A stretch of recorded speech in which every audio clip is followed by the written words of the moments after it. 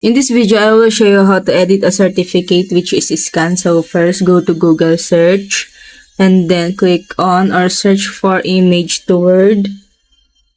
And then click on JPG to Word Converter. So here, you can click on Browse to convert it to Word, and then go back to Acrobat and then click on Create to create a PDF. And select a file here that you converted earlier. So this is a certificate where that is scanned, and click on Create. And after that, click on Edit. So as you can see, guys, here is your certificate. You can edit the name on this. For example, Pixel Pix YT.